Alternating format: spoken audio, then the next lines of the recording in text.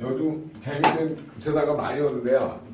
해독 강의를 듣고 진짜 이게 내 몸이 왜 해독이 필요한지가 이제 조금 이해가 된다고 그런 말들을 많이 들어서 굉장히 좀 행복합니다. 자, 그래서 해독의 큰 틀을 항상 우리가 먼저 이해하자고 그래가지고 해독이란 무엇인가에 대한 정의를 본인 스스로 한번 해보자고 그랬어요. 그래서 해독의 가장 큰 틀은 뭐라 그랬어요? 내 몸에서 독소를 빼내는 작업을 해독이라고 하자라고 한 거죠. 자, 두 번째 가장 큰 틀은 뭐였냐면요, 인지하는 거죠. 자, 뭘 인지하냐? 독소의 종류를 인지를 해보자라고 하는 거죠. 그래서 큰 틀에서 보면 외부에서 들어오는 외부 독소, 내부에서 발생하는 내부 독소, 즉 환경적 독소가 가장 많다 그랬죠. 미세먼지, 초미세먼지, 남이나 수음이랑 카드뮴이 공기 중에 땅에, 물에, 또한 음식에 오염되어 있어서 우리 몸을 자꾸 산화시키는 작용을 한다. 그 다음에 이제 뭐 전자파라든가 기생충이라든가 환경 호르몬이라든가 이런 것들이 우리 몸에 외부 독소로 작용을 해요. 그 다음에 자, 우리 몸에서 내부 독소로 가장 많이 작용하는 게 뭐냐면 스트레스 과로, 수면 부족, 운동 부족, 영양결핍으로 인해서 활성산소 수치가 증가한다는 거죠. 그래서 이 전체적인 큰 틀에서 보면 외부에서 들어오는 것 중에 독소 중에 하나가 또 뭐냐면 세균과 바이러스도 외부 독소예요. 그러니까 우리 몸에 직접적으로 침투하는 미세먼지뿐만 아니라 공기 중에도 여러분 기생충 있는 거 아시죠? 모르셨어요? 음식에만 있는 게 아니에요. 여러분 마늘도 있잖아요. 슬라이스를 해가지고 전자현미경으로 봐보세요. 진짜 기생충이 굴러다닙니다. 그럼 제가 한 게 아니라 유튜브에 실험 채널에 많이 나와 있어요. 자, 그런 측면에서 보시면 여러분이 외부에서 반드시 독소가 유입된다는 것을 인지하는 것이 중요해요. 제 말 동의하시죠? 네. 여러분 자동차 매연가스 안 마시고 사시는 분이 어디가 있어요? 다 마시고 살잖아요. 그런 측면에서 보면 여러분이 이게 다 오염되어 있는 거예요. 여러분 당근이나 오이나 피클 안 먹으신 분 있어요? 양파 안 드신 분 있어요? 모든 게 다 그 안에 조금씩 납이나 수은이나 카드뮴, 쌀에도 납이나 수은이나 카드뮴이 들어있어요. 그렇기 때문에 여러분이 내가 몸에 조금씩 알게 모르게 쌓여가기 때문에 이걸 해독해야 되겠다는 인지 능력이 떨어지시면 아건강 상태에서 질병으로 간다는 거예요. 그래서 가장 중요한 외부 독소를 인식을 하고, 그 다음에 내부 독소는 스트레스 과로, 수면 부족, 운동 부족, 영양결핍, 과식, 폭식, 야식, 술, 담배, 주님과 함께 불금금 이렇게 되면 여기서 주님은 이 주님이세요. 그런 분들은 뭐가 많이 발생해요? 몸에서 활성산소 수치가 증가한다는 말이에요. 그러면 외부 독소하고 내부 독소의 증가로 인해서 결론은 몸이 산화된다는 거죠. 산화된다는 것은 화학적으로 설명하면 전자를 잃는다라고 하는 거고, 우리 몸에서 보면은 산화된다는 것은 몸의 염증 수치가 증가한다라고 표현을 하는 겁니다. 자, 그런 측면에서 보면 외부 독소하고 내부 독소가 점점 증가하기 시작하면 어떤 게 우리 몸에 생겨나냐면 염증 수치가 증가한다는 거죠. 자, 결론은 뭐냐면요, 독소가 증가를 했더니 염증 수치가 증가를 했다는 거예요. 자, 염증이 증가를 하면 어떤 문제가 생겨나냐면 세포하고 세포 사이가 표현하는 진동, 궤양 수치가 증가하고요. 그 다음에 유전자 손상으로 인해서 암세포 수치가 증가하는 이런 기전을 가지고 있습니다. 자, 우리 몸은 근본적으로 이 외부 독소, 내부 독소의 증가가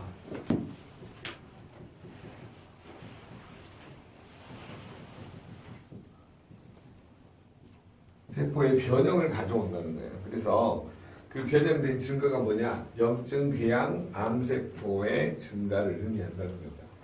자, 그런 측면에서 큰 틀에서 보면 우리 몸은 어떤 문제가 생겨나냐? 독소의 증가는 염증 수치의 증가로 이어진다고 하는 거죠. 그래서 이거를 막을 수 있는 자, 염증이 증가를 했다는 거는 내 몸이 산화되고 있다는 거예요. 자, 산화되면서 나타나는 세 가지 특징이 있어요. 첫째, 우리가 노화돼서 자연 노화되죠. 그 다음에 기능이 점점 퇴화되면서 나중에는 우리 몸에 질병이 나타나는 큰 틀로 발전되고 있다라고 하는 거죠.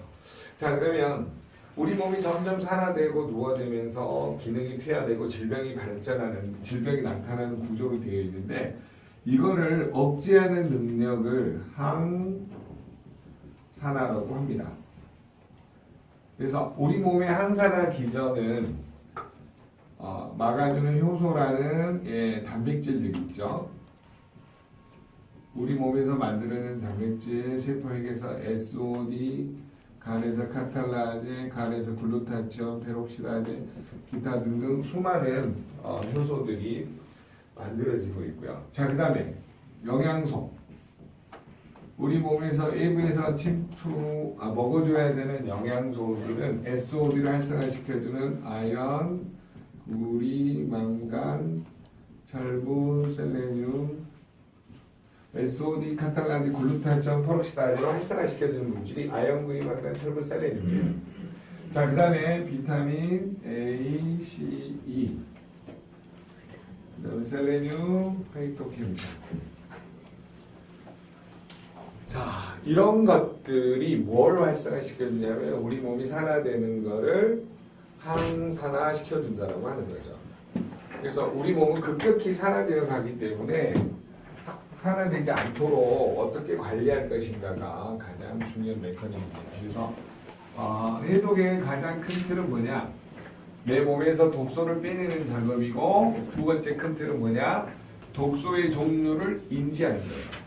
독소를 인지하지 못하면 내 몸의 염증, 기혈, 암세포가 왜 증가하는지, 그 다음에 산화되면서 노화되고 퇴화되면서 질병이 나타나는지, 항산화가 뭔지를 모르는 메커니즘으로 가고 있다는 거죠. 그래서 큰 틀을 이해를 하고 우리 몸에 뭐가 필요하다? 결론은 독소를 빼내는 해독의 작업이 필요하다는 거죠. 자, 외부 독소는 어떻게 해야 되냐? 몸에 박혀 있으니까 빼내야 돼요. 내부 독소는 활성산소이기 때문에 어떻게 해야 되냐면은 줄여줘야 돼요. 그래서 빼내주고 줄여주고, 그 다음에 쓰리고의 마지막은 먹어주고. 뭘 먹냐? 네, 쓰리고로. 싹쓸이. 네, 싹쓸이. 네, 그런 의미에서 한잔 먹고. 이렇게 먹어줘야 독소가 빠져나옵니다. 몸의 독소를 빼내줘야 되고요. 내부에서 발생하는 독소, 활성산소 같은 경우는 줄여줘야 되고, 그 다음에 이 줄여주기 위해서는 항산화 영양소를 먹어야 돼요. 요 큰 틀을 여러분이 꼭 기억을 하시고, 해독의 가장 큰 틀이니까요. 그 다음에 세 번째 이해를 해야 되는 게 뭐냐면, 내 몸의 해독 기관의 중요성에 대해서 인식을 하자는 거였어요. 자, 왜 해독 기관이 중요하냐면, 우리 몸은 모든 독소를 거치는 기관이 있어요. 그게 바로 뭐냐면 간이에요. 그래서 간 때문에 부으면 죽잖아요. 안 그래요? 그래요. 네, 간이 배 밖으로 나와도 죽어요. 남편들이 늦게 술 먹고 다녀도 간이 배 밖으로 나온 거예요. 자, 그래서 여러분, 간이 왜 중요하냐? 간은 모든 혈액이 간 문맥을 타고 영양소나 수분이나 이게 다 어디로 와요? 간으로 오죠. 신선한 혈액이 심장을 통해서 간 동맥을 타고 다 어디로 와요? 간으로 와요. 그럼 결론은 어디에서 전부 다 해독을 하냐? 간에서 해독을 한다는 거예요. 그래서 간을 해독의 공장이라고 표현하는 겁니다. 여러분, 간을 해독할 때 비타민, 미네랄, 식물 영양소 필요해요? 꼭 먹어야 돼요? 꼭 먹어야 되겠죠? 안 먹으면 간땡이가 부어요. 이거는 이미 과학이 증명을 했기 때문에 여러분이 이 시간에 뭐 이게 간을 어떻게 해야 된다 이게 중요한 게 아니고, 간은 모든 혈액이 한 번쯤 거쳐야 돼요. 그렇기 때문에 여기에서 해독하지 않으면 피가 탁해지고 걸쭉해지는 현상이 나타나요. 왜? 간에서 해독하지 못하면 간 정맥을 통해서 다시 내 보내버리잖아요. 자, 모든 혈액은 문맥하고 정맥을 통해서 들어와요. 거기에서 해독을 한 다음에 간 정맥을 통해서 내보낸단 말이에요. 그럼 피가 온 몸으로 퍼지게 돼 있는데, 그래서 피가 걸쭉해지고 탁해지는 현상이 나타나요. 자, 그러면 간 정맥을 타고 간 혈액이 결국은 또 어디를 거치게 돼 있냐? 우리 몸의 모든 혈액을 걸러주는 신장을 거치게 돼 있어요. 자, 신장을 우리 몸이 표현을 할 때 뭐라고 표현을 하냐면 정수기 필터와 같다. 정수기 필터는 가할 수도 있지만 신장 필터를 가려면 맞아야 돼요.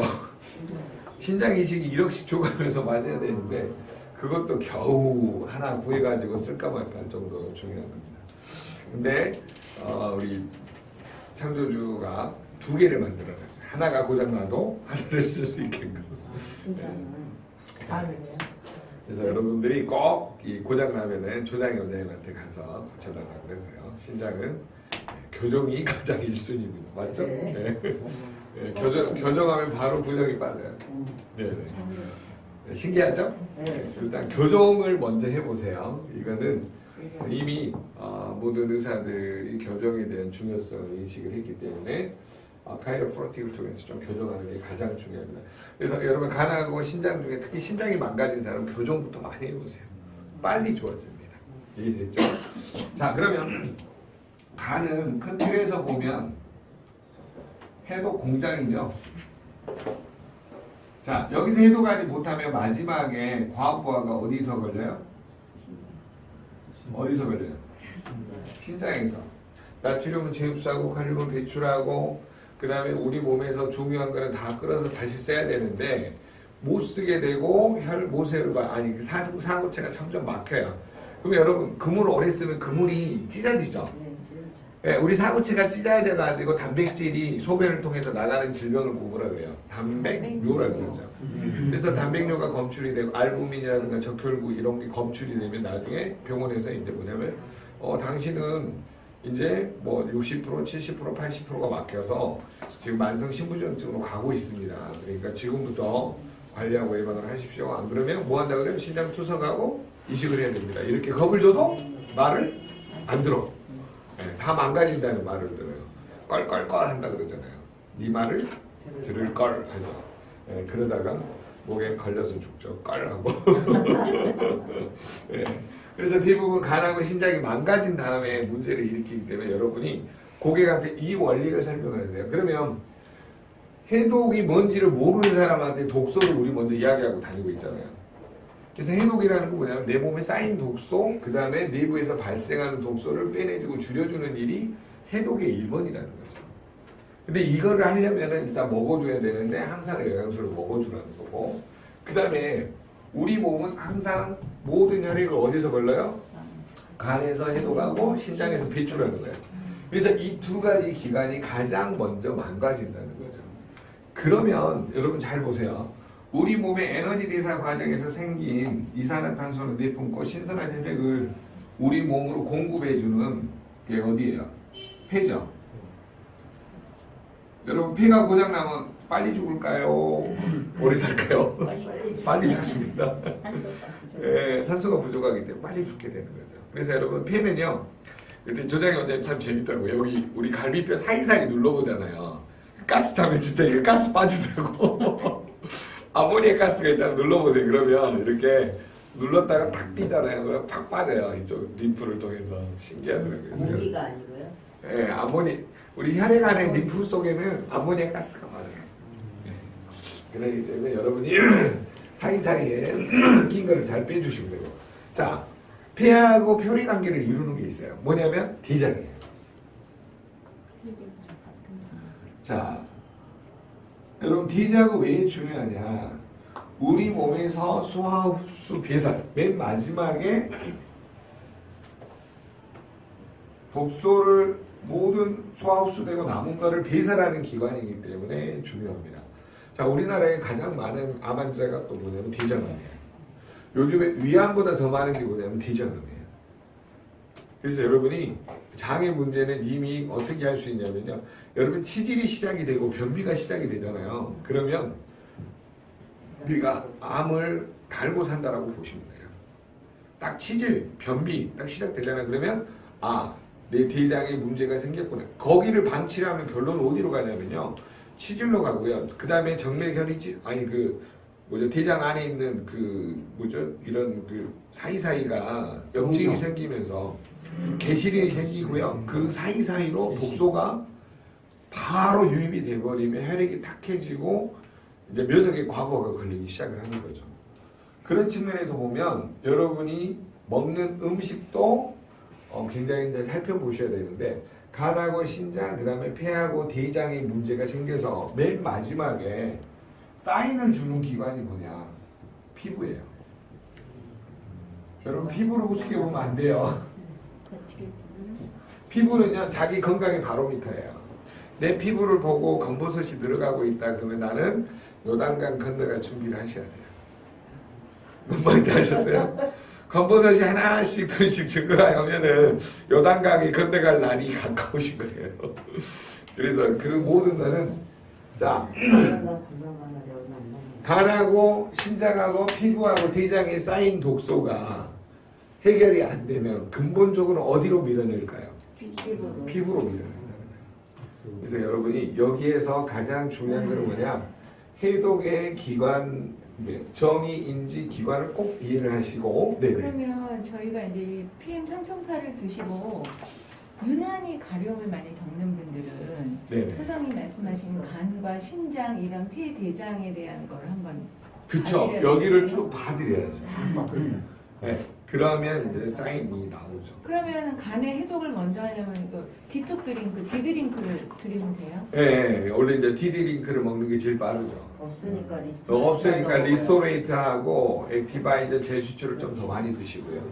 네. 그래서 PM 삼총사를 드시고 여러분이 이제 제일 중요한 게 뭐냐면 PM 삼총사 드시면서 하시는 게 제일 중요한 게 뭐냐면 제수출을 좀 많이 드세요. 제슈츠요? 네, 제슈츠가 젤이 세포고 슈츠가 보호하다 그런 뜻이잖아요. 제슈츠 안티옥시라 그래요. 세포를 보호하는 항산화제 그 뜻이에요. 그 제슈츠라는 말이. 그렇기 때문에 여러분이 그 제슈츠는 류마티스 환자가 진짜 특효더라고요. 아, 류마티스. 네, 류마티스 드신 분들이 자기 염증, 그 RF 염증 지수가 병원에 갈 때마다 재니까 그분들은 수치가 뚝뚝뚝뚝 떨어지는 거를 자기가 보고 많이. 제가 보니까 PM은요 여러분이 사업하는 게 아니라 제품이 사업하더라고요. 맞습니다. 아주 재밌어요. 이게 내가 전달만 해놨는데 지들이 알아서 돌아다니고 있어.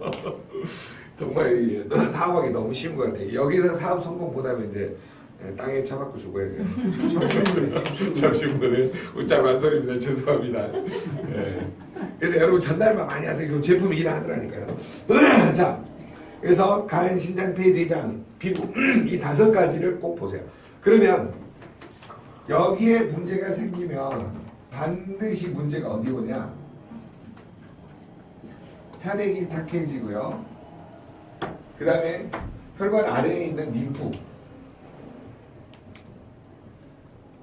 림프에 문제가 생겨요.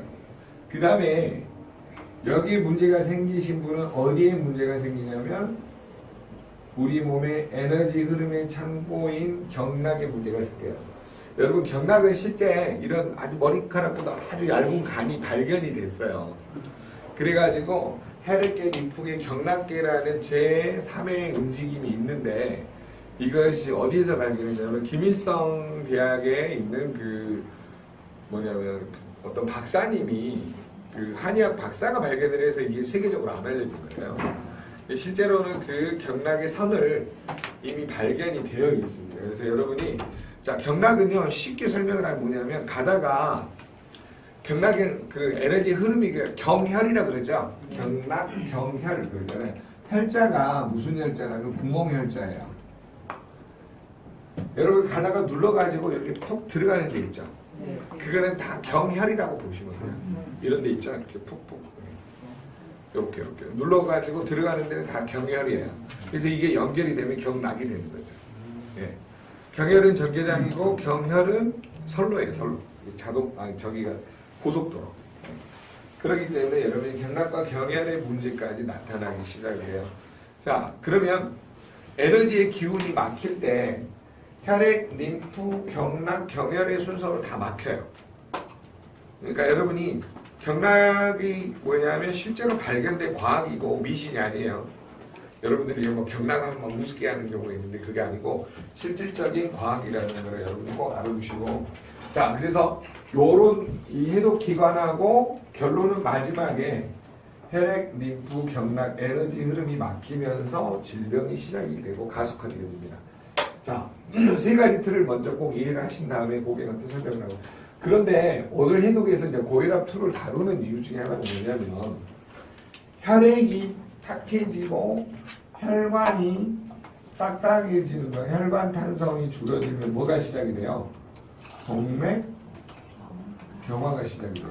자, 동맥 경화가 시작이 되면서 알아두셔야 될 게 뭐냐면 모든 혈관은 자기 나이만큼 막혀 있다.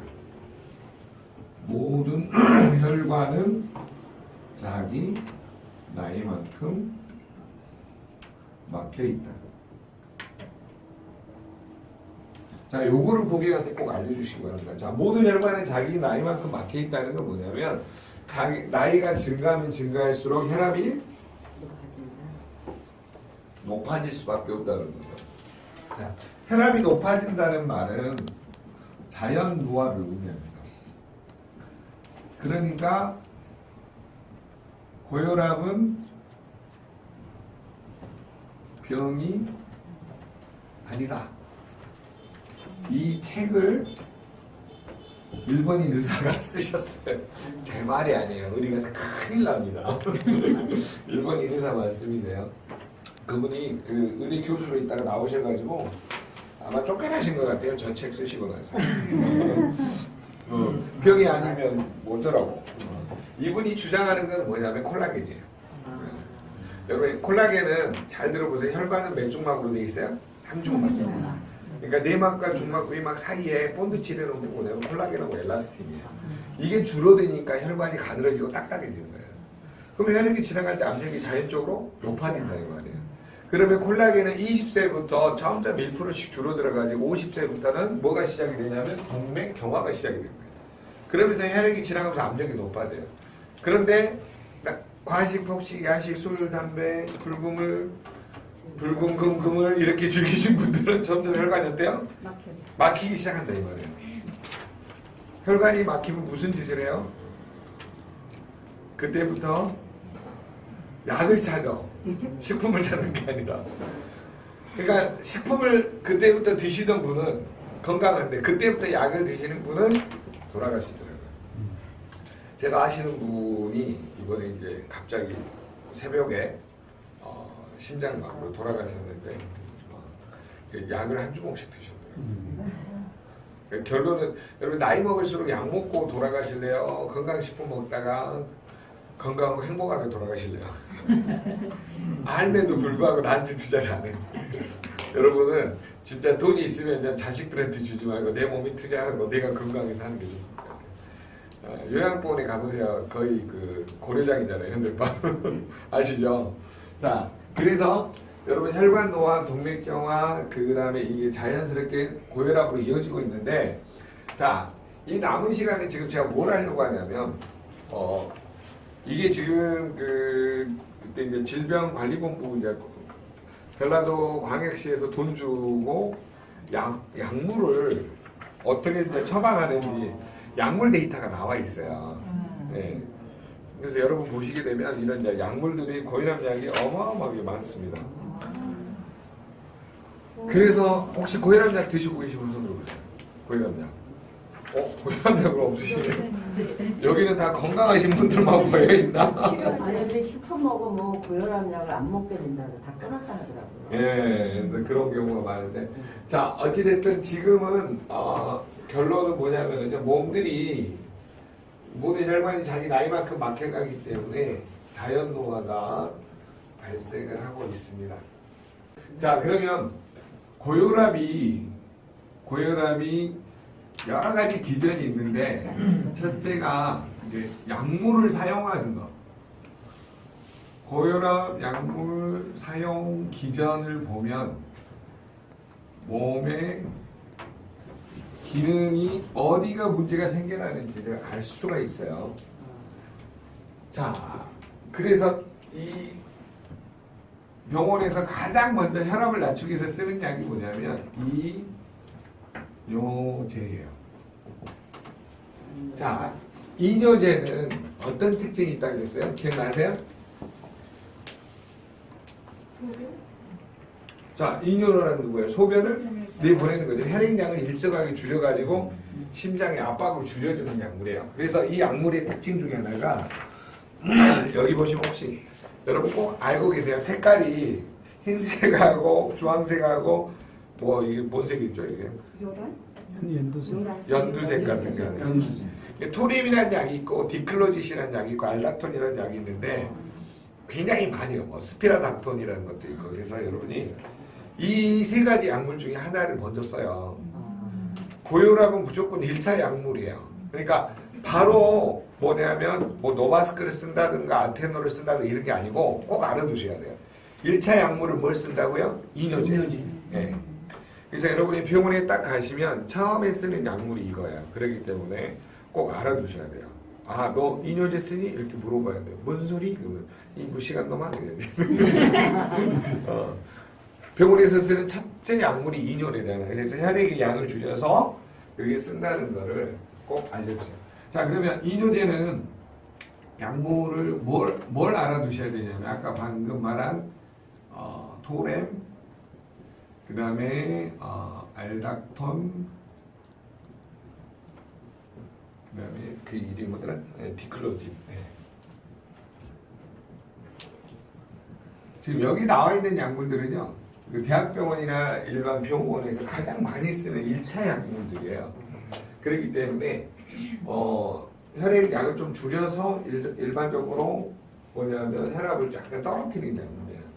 그러다 보니까 여러분들이 이 부분을 처음에 쓰는 약물이 1차 약물이라는 거는 이 사람이 이미 고혈압이 1단계에 접어들었다는 거예요.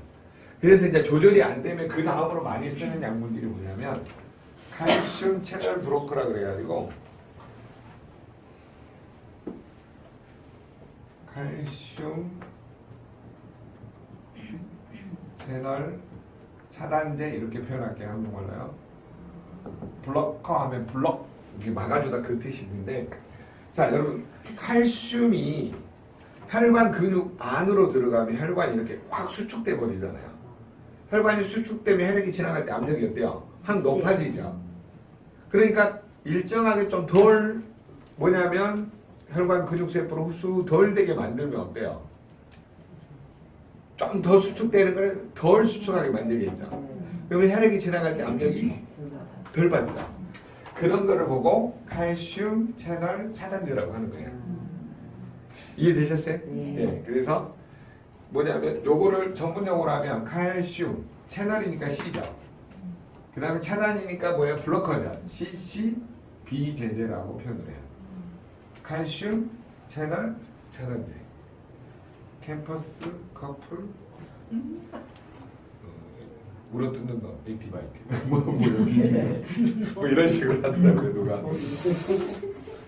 그래서 CCB는 칼슘 채널을 차단하는 거다. 혈관 근육세포 안으로 들어가는 거를 좀 차단을 시켜주면 어때요? 싹 수축되는 거를 덜 수축되게 하니까 혈액이 지나갈 때 압력이 어때요? 유지되겠죠. 그래서 그런 측면에서 보면 칼슘 채널 차단이 이게 가장 유명한 약이 뭐냐면 이렇게 육각형 형태로 생긴 거 노바스크예요. 많이 들어보셨을 거예요. 좀 알고 계셔야 돼요. 우리가 너무 모르면 상대방한테 뭔 이야기를 할지 모르잖아요. 자, 여기서 가장 유명한 약이 노바스크고요. 이거는 화이자에서 만들어가지고 전 세계에서 가장 많이 팔리고 있는 약이고요. 그 다음에 좀 많이 팔린 게 무노발이라는 약이고요. 네, 바른 말인데 무노발입니다. 이런 약이 많이 팔리고요. 그 다음에 가장 많이 팔린 게 아달라트. 네.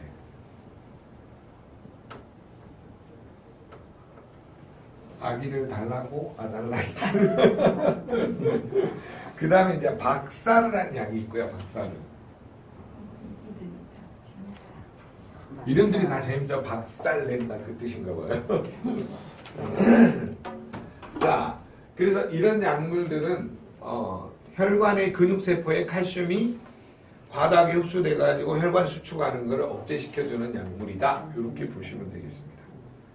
개념은 정리되세요? 네. 네. 쉽죠? 전 세계에서 이렇게 쉽게 강의하는 사람은 저밖에 없을 거예요. 맞습니다. 네. 자, 그 다음에 여러분이 이제 세 번째로 이 알파 차단제라는 게 있어요. 제가 잠깐 이거 보여드릴게요.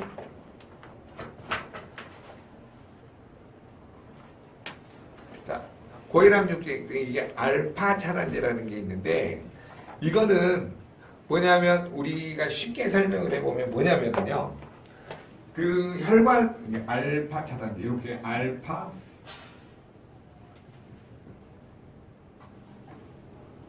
차단제.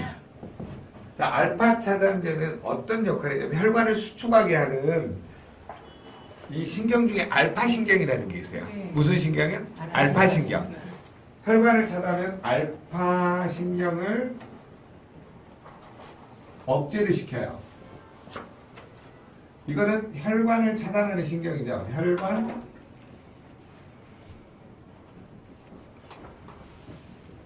혈관 수축.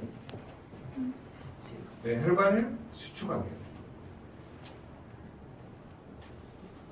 이거를 신경을 억제를 시키니까 뭐가 되냐면 혈압이 어때요? 정상적으로 유지되는 거죠. 그래서 이 약물이 이제 카두라하고 그러니까 무슨 조신이었는데 이름을 잊어버렸지.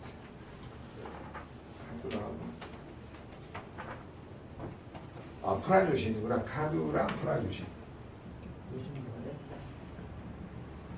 근데 왜 그러냐면 이런 게 있구나 좀 알아두시면 도움이 돼요. 상대방이 먹는 약을 알아두면 우리가 너 알파 차단제 먹고 있네 그러면 굉장히 유식하잖아요. 뭔가 앉아가지고 너 마스크 먹고 있네 그러면 너 C12제를 먹고 있네. 이게 뭔 소리야? 야, 혈관을 수축하게 하는 칼슘을 이렇게 근육으로 들어가는 걸 차단시켜주는 약물이래. 딱 그래. 어머, 너 뭘 많이 한다. 좀 개념적으로 좀 알고 계시면 도움을 줄 수 있다 없다? 있다라고 보는 거예요. 자, 그 다음에 이제 네 번째가 베타 차단제.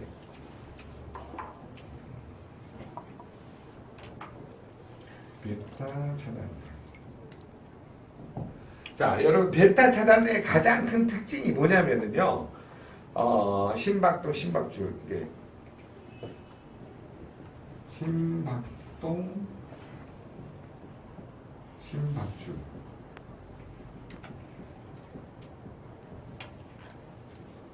자, 심박동하고 심박출량을 조절해주는 신경 수용체를 차단하는 거예요.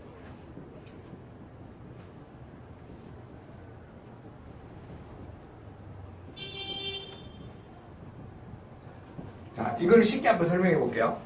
심장이 이렇게 뛰잖아요. 뛰는데 그거를 좀 빨리 뛰는 거를 좀 덜 뛰게 만들어주는 약물이라고 보시는 거예요. 자, 이 덜 뛰게 하는 약물은 뭐라 그러냐면 바로 아테노롤.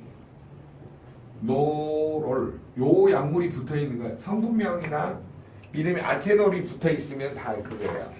이게 어떻게 되냐면요. 아테놀이 네, 이렇게 생겼네요.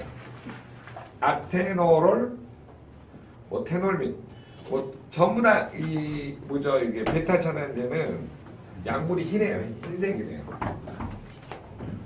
아테노롤, 테놀민.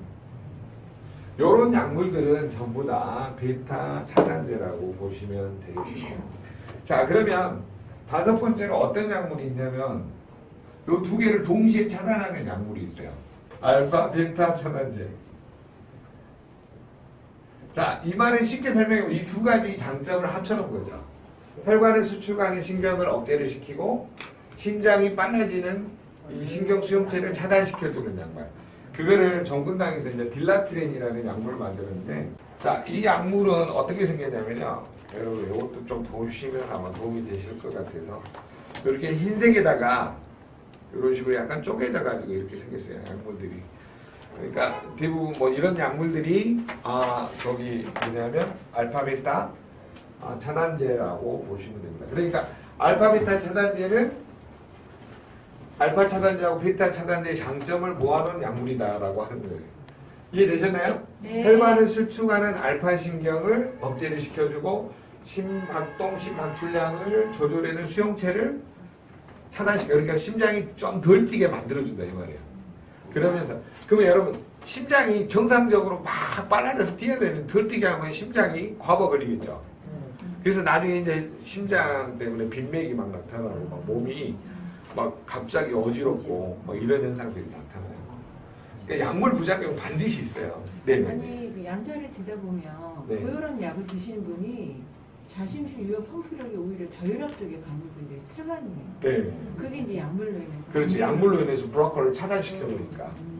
그러니까 이런 것만 이해를 하시면 여러분이 그 사람들이 유효 펌프력 기능이 점점 떨어져 가고 있는 걸 알 수가 있어요. 계속 정상적인 걸 더 차단을 시켜버리니까. 자, 그 다음에 이제 6번째 약물의 특징이 뭐냐면 안지오텐신 전환 요소라는 게 있는데, 자, 6번째가 뭐냐? 안지오텐신. 거기서 많이 들어보셨을 거예요. 안지오나 여러분 보세요. 엔지오나 같은 말이에요. 이건 안지오, 엔지오는 뭐냐면 라틴어, 그리스 어원을 보면 혈관이라는 뜻이에요. 자, 안지오텐신 이거는 무슨 일을 하냐면 혈관을 수축하는 작용을 해요. 원래는 안지오텐신오겐이 안지오텐신으로 바뀌는데 이 혈관을 수축하는 호르몬이에요. 자, 이거를 억제를 시켜주는 게 이게 이름이 뭐냐면 전환효소 억제제. 전환 요소 억제제 요런 뜻이 있어요. 자, 그래서 이거를 뭐냐면 안지오를 A자라고 쓰고요. 전환하다 해서 리버트라고 해서 AR 그 다음에 억제를 시킨다 해서 블로커라고 해서 ARB 제제라고 표현을 합니다. 고혈압 중에 안지오텐신 전환효소 억제제를 안지오텐신 리버 블로커 뭐 해가지고 ARB 제제 뭐 이렇게 이야기해요. 그러니까 의사들이 갑자기 ARB 제제라고 하면 무슨 뭘 이해를 하셔야 되냐면 혈관을 수축하는 호르몬, 효소를 억제시켜주는 제제다. 그렇게 보시면 돼요. 여러분 보세요. 혈관이 수축하려면 호르몬이 작용한다 그러죠. 이거를 블러킹하는 제제가 ARB 제제라고 하는 거예요. 자, 혈관을 수축하려고 하는 거를 하는 호르몬을 어때요? 억제시켜주는 거. 이게 전문용어로 하면 그냥 수용체, 그 수용체를 차단하는 억제제예요. 쉽게 설명하면. 자, 이런 약물이 뭐가 있냐면 가장 유명한 게 여러분 호자라고 들어보셨나 모르겠네요. 여기 보시면 호자라는 약물이 가장 많이 있어요. 그 혹시 그 다음에 디오바인, 그 다음에 아프로벨, 아티칸 이런 약물들이 대학병원에서 가장 많이 쓰는 약물들이에요. 그래서 요거는 좀 알아두세요. 호자, 네, 코가 잘하고 있어요. 그 다음에 디오바인. 이름 왜 이렇게 어렵게 만들었는가 모르겠어요. 아프로벨. 앞으로 와서 B를 눌러야 돼요. 아프로벨. 그 다음에 아티칸. 아니, 아타칸이구나. 아타칸. 요런 약물들이 전부 다 뭐냐면 이런 기전을 가지고 있다라고 하는 거예요. 자, 어떻게 보면 쉽게 설명하면 혈관을 수축하는 호르몬을 억제시켜버려요. 신경을 차단시켜가지고. 그 다음에 이뇨제는 뭐냐면 소변을 배출시켜서 혈량을 조절하는 거고, 칼슘 채널 브로커는 칼슘이 혈관의 근육세포로 들어가는 걸 차단시켜서 혈압을 조절하는 거고, 그 다음에 알파 차단제라는 거는 혈관을 수축하는 신경을 억제시켜가지고 만드는 거고, 베타 차단제는 심박동, 심장 박출량, 그러니까 심장이 빨리 뛰는 그 신경 수용체를 차단하는 거고, 알파 베타는 이 두 개를 같이 한 거고, 안지오텐신 전환효소 억제제는 말 그대로 뭐야? 혈관 수축하는 호르몬을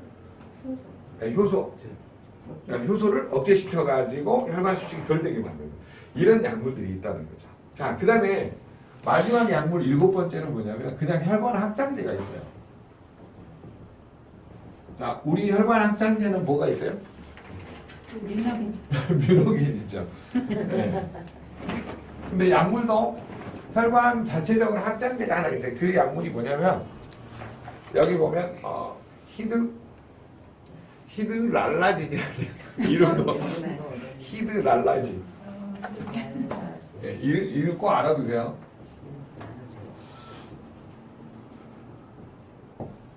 혈관이 이제 말을 안 들어. 그러니까 어떻게 해요? 딱딱이 잡고 말 안 들으니까 확장을 시켜버리는 거죠. 그러니까 이분은 동맥경화 걸려 있으면서 혈압 조절이 안 되시는 분들. 그러니까 그냥 강제적으로 확장시켜가지고 혈압을 조절해 주는 거죠. 그래서 어떻게 보면 혈관 확장제 개념에서 우리는 뮤노겐이 가장 이 고혈압 조절에 도움을 줄 수 있다라는 합리적 의심을 가져보는 거죠. 준다라고 하면은 걸리고, 아마 도움을 줄 수 있을 거야 이런 식으로. 근데 저기 뭐냐면 개발자 루이스 이그나르 박사는 실제로 심장 질환에 세계에서 가장 최고의 제품이 사라질소다라고 하는 겁니다. 믿거나 말거나입니다. 책에 나와 있는데요. 자, 그래서 7가지 약물의 패턴을 보니까 여러분 잘 보세요. 혈관이 딱딱해지면 결론은 무슨 문제가 생겨요? 동맥경화의 문제가 생기죠. 그러다 보니까 혈액이 어때요? 지나갈 때 압력이 높아져요. 그러니까 그 심장 쪽하고 혈관 쪽에 관련되는 것들을 어때요? 너무 과도하게 누르지 않게 적당하게 유지되게끔 도와주는 약물들이 대부분인 거예요. 그게 뭐냐? 칼슘 채널 차단제하고 그 다음에 혈관의 그 수축을 억제를 시켜주는 그 전환 효소하고 호르몬에 관여해가지고 정상 혈압을 유지하도록 하는 이런 약물이에요. 그럼 여러분 봐보세요. 조장님들 손 잡아봐요. 자, 눌러봐. 오물 힘 너무 세다. 계속 압력을 쥐고 있으면 어때요? 혈액이 안 통하죠. 그거를 억지로 약물을 통해서 뭐예요? 네. 이렇게 해놓은 거란 말이에요. 이렇게 돼야 되는데 이렇게 그러니까 굳어져 있는 걸 억지로 펴놨기 때문에 2차적인 혈관의 문제 이런 게 생기는 거예요. 약물 독성의 문제도 생기는 거예요. 그래서 여러분이 요것만 좀 이해를 하시면 뭐냐면 고객하고 상담할 때 굉장히 도움이 될 거예요. 조금 이해되세요? 네. 그래서 집에서 그냥 요것만 적어 놓으시고 한 장짜리로 가지고 다니세요. 네. 그래가지고 야 네가 먹는 약물은 이 중에 하나다. 네. 기전이 그 아마 고객이 자빠져서 놀라실 거예요. 고객들은 알면서도 왜 뭐냐면 고혈압. 자, 자기가 고혈압이 걸렸다고 알면서 약물을 의존하죠. 네. 그러다 보니까 내가 치료 목적으로 약을 먹었는데 몸에서 뭐가 빠져난다고요? 비타민, 예, 미네랄. 자, 어떤 목적으로 먹은 거예요? 치료 목적으로. 자, 근데 여기에서 이제 개념을 또 하나 정리하시자 그랬죠? 약을 평생 먹기 때문에 치료제가 아니고 조절해주는 조절제다. 요 개념이 먼저 성립이 돼야 됩니다. 고객한테 네가 먹는 거는 치료제가 아니고 뭐다? 조절제다. 왜? 평소에 그냥 조절만 하는 거니까. 그런데 조절하는 과정에서 뭐냐 몸에서 뭐가 빠져나가 버린다고요? 비타민, 미네랄이 빠져나가요. 이거를 2000년대 들어서 수지 코엔 박사. 자, 수지 코엔 박사가 이런 현상을 발견을 하고 이거를 전문용어로 드러기 약이에요. DRUG. 그 다음에 머거. 우리나라는 머거로 번역이 되는데 원래 머점이다. MERRGER. 이렇게. 인도 악어라는 뜻이에요. 약을 먹으면 인도 악어가 된대요.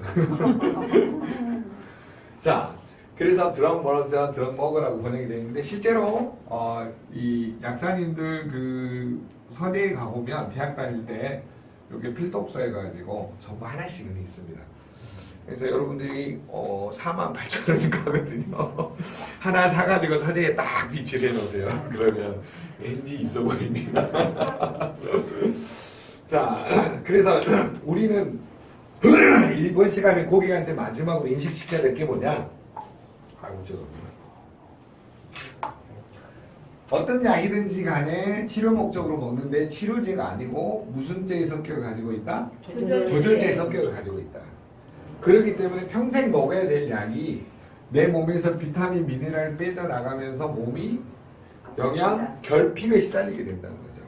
이거를 발견한 약사가 있었는데 이 수지 코엔 박사가 그 개념을 들어 먹으라고 했다. 그러니까 약을 드신 분은 비타민, 미네랄 먹어야 돼요? 꼭 먹어야 돼요? 꼭 먹어야 돼요. 안 그러면 문제가 생겨날 수 있다는 거죠. 그래서 그런 측면에서 고객과의 상담 속에서 들어 먹으라는 개념을 꼭 써주시고, 그 다음에 혈압은 기본적으로 뭐냐면 정상 혈압이 몇에서 몇이에요? 네. 자, 이완기 혈압 아래쪽에 있는 거. 이완기 혈압이 80에서 80에서 120. 요거를 지금 기준선으로 하고 있습니다. 자, 지금 약물 처방은 뭐냐면 90에서 140을 지금 100에서 140 지금 이걸 기준으로 하거든요. 그러다 보니까 여러분들이 일단 정상 혈압을 좀 알아두시는 게 좋습니다. 근데 실제로 사람의 혈압이 나이가 50이 넘어가면은요, 90에 85에 보통 130, 135까지 올라가요. 그런데 지금 약물 처방 기준은 이제 90에서 140으로 잡고 있기 때문에 일단 정상 혈압을 꼭 어떻게 유지되는지 요걸 좀 알아두시고, 자, 그 다음에 요거 HG를 뭐라 그랬어요? 수은이라 그랬죠. 우리 병원에 가서 이게 수은 체크기 딱 재보면 이게 수은이 올라가잖아요. 나는 처음에 왜 이걸 HG로 한지 몰랐어요. 아시는 분 손으로. 원래 몰랐죠. 알고 계셨어요. 네. 그래서 수은 때문에 그 수은이 올라가고 내려가는 그것 때문에 아마 HG라고 하지 않았냐 그러더라고요. 그래서 어쨌든 상식적으로는 좀 알아두시고 계세요, 용어도. 자, 그러면 고혈압은 나이가 먹으면 자동으로 자기가 살기 위해서 발생하는 병이라는 게 고혈압은 병이 아니다. 그 책의 저자가 이야기하는 내용이에요. 그러면 모든 혈관은 자기 나이만큼 막혀 있고 나중에 어떻게 된다는 거예요? 혈관이 막혀서 죽는다는 거죠. 그러니까 혈관이 막혀서 안 죽으려면 결국은 뭘 예방을 해야 돼요? 동맥 경화를 예방하는 것이 가장 중요하다는 것을 인식을 시켜주는 거죠. 자, 그러면 동맥 경화를 예방하려면 지난번에 제가 이야기했죠. 첫 번이 무슨 부족으로 온다 그랬어요? 칼슘 부족으로 온다 그랬잖아요. 자, 죽은 의사는 거짓말하지 않는다. 90페이지 밑에서 7번째 줄에 보면 뭐가 있어요? 칼슘 부족으로 147가지 질병이 온다는 거예요.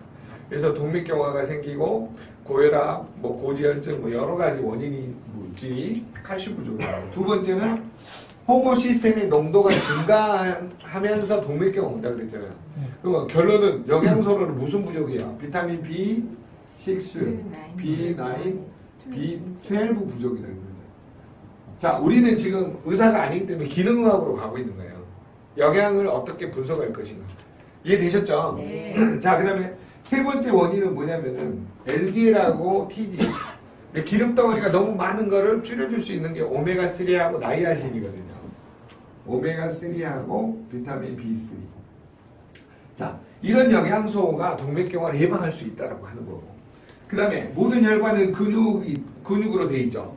삼중막 사이사이에 콜라겐하고 엘라스틴이 들어있잖아요. 네. 20세 이후에 콜라겐이 1%씩 줄어들면서 50세가 되면 다 동맥경화에 걸린다는 거예요. 그러니까 나이가 먹어가면 먹어갈수록 가장 많이 먹어야 될 것 중 하나가 뭐예요? 콜라겐이라는 거예요. 그래서 콜라겐 부족. 그러니까 결론은 이런 영양소 부족으로 동맥경화가 나타나는 거예요. 이번에 방송에서도 콜라겐 부족으로 동맥경화, 심장마비 다 온다는 거 증명했잖아요. 그래서 콜라겐이 이번 주에 5+1을 행사를 합니다. 여러분이 많이 드시고요. 자, 그 다음에 5번째 원인은 뭐냐면 바로 비만. 살이 찌면 지방세포에서 이 뭐냐면 파이1이라는 물질이 많이 빠져나와가지고 혈전을 만든다는 거죠. 자, 그런 측면에서 보시면 여러분이 이거는 지금 방송에 나온 큰 5가지 논문의 자료들을 지금 요약 정리한 겁니다. 자, 결론. 혈압을 막으시려면 동맥경화를 예방한다. 동의하신가요? 네. 자, 그러면 칼슘을 먹어야 될까요? 꼭 먹어야 될까요? 꼭 먹어야 돼요. 안 먹으면 몇 가지 질병? 147가지. 자, 그 다음에 B6, B9, B12은 뭘 줄여줘요? 호모시스테인의 농도를 줄여줘요. 호모시스테인이 혈관에 달라붙었고 딱딱해지는 걸 막으려면 뭘 먹어야 돼요? B6, B9, B12를 드셔야 돼요. 이거 어디 들어있어요? 액티바이가 많이 들어있잖아요. 파워칵테일 들어있고. 자, 오메가3는 어디 많이 들어있어요? 오메가3에 맞죠? 비타민 B3 어디 많이 들어있어요? 액티파워. 액티하고 파워에 들어있죠. 자, 여러분 나이아신은 이미 검증이 된 거예요. 그 혈관을 확장시켜주고 그 다음에 이 뭐냐 기름덩어리 이런 것들을 뭐냐면 낮춰준다는 것이 이미 시나트라 박사를 통해서 증명이 됐기 때문에 이런 거를 여러분이 꼭 알아두시고 자, 그 다음에 실제로 혈액순환 장애를 해결할 수 있는 게 오메가3 안에 EPA 성분이 그 역할을 하고요. DHA는 두뇌하고 망막의 구성 성분이래요. 그렇기 때문에 굉장히 중요한 거고. 자, 콜라겐은 혈관이 어때요? 내막과 중막과 외막에 붙어있는 혈관이 콜라겐이 줄어들면 어때요? 혈관이 점점 가늘어지고 딱딱해지죠. 그렇기 때문에 동맥경화 예방하기 위해서 콜라겐을 드셔야 되고. 그 다음에 비만이 시작이 되면 어때요? 거기에서 지방세포에서 나쁜 호르몬, 파이1이라는 나쁜 호르몬이 나와서 혈전을 만들어가지고 동맥경화를 일으킨다는 게 이미 증명이 되어 있습니다. 그렇기 때문에 여러분 이 5가지 중에 그럼 비만을 해결하려면 뭘 하면 돼요? 전 제품을 다 먹으면 돼요. 예, 보니까 우리는 제주도를 보내야 될 것 같아요. 거기서 요양하면서 전 제품 다 먹게. 그래서 결론 고혈압의 근본 해결책은 동맥경화를 뭐야? 예, 예방하는 길이죠. 혈관 질환을 예방하면 고혈압은 안 생긴다 이 말이에요.